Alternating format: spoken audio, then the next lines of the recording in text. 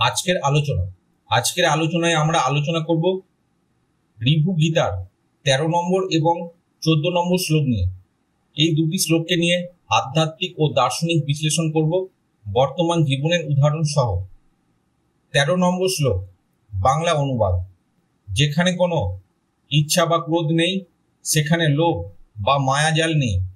যেখানে অহংকার বা ঈর্ষা নেই, যেখানে মনের অনন্য সমস্ত কলুষতা নেই, এবং যেখানে বন্ধনের মায়া বা মুক্তির মায়াও নেই, সেখানে সর্বদা সুখে অবস্থান করো, কোনো ইচ্ছার ছাপ ছাড়াই।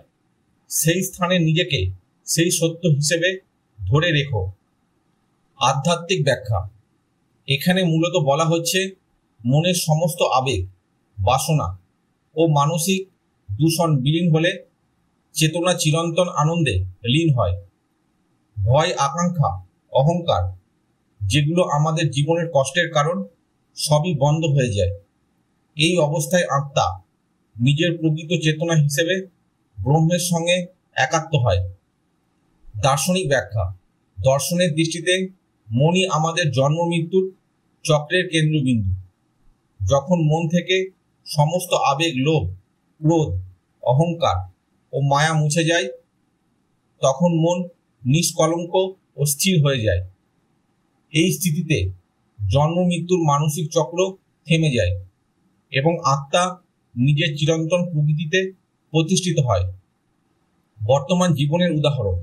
ধরা যাক একজন শিক্ষক কষ্টের মুখোমুখি, কিন্তু সে রাগ বা লোভ না পোষণ করে সম্পূর্ণ শান্তিতে থাকে।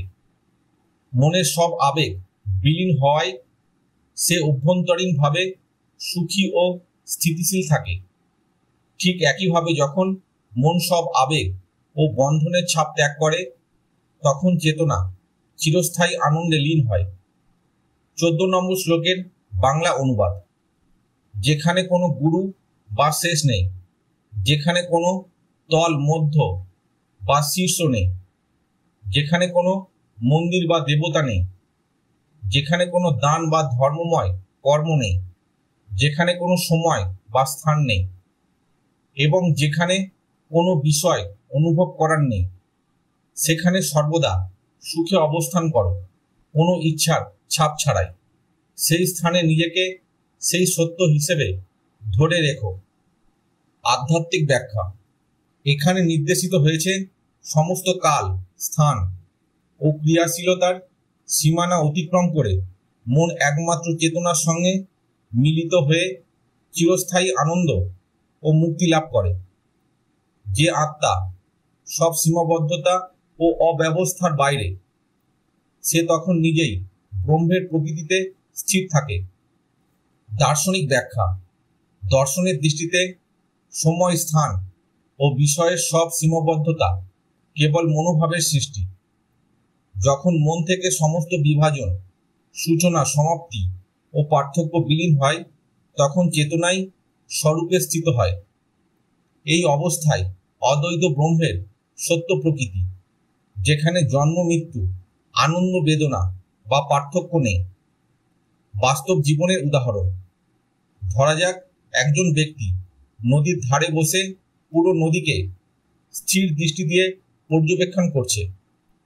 প্রথমে সে তীর, জল, স্রোত আলাদা মনে করছিল, কিন্তু যখন সে নদীকে একটি একক চেতনা হিসেবে উপলব্ধি করল, তখন কোনো বিভাজন, শুরু বা শেষের ধারণা নেই।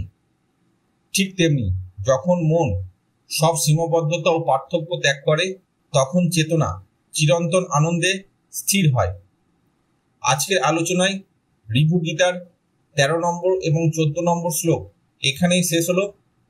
পরবর্তী 15 এবং 16 নম্বর শ্লোক পরের ভিডিওতে দেওয়া হবে। আজকের আলোচনা এখানেই শেষ হলো।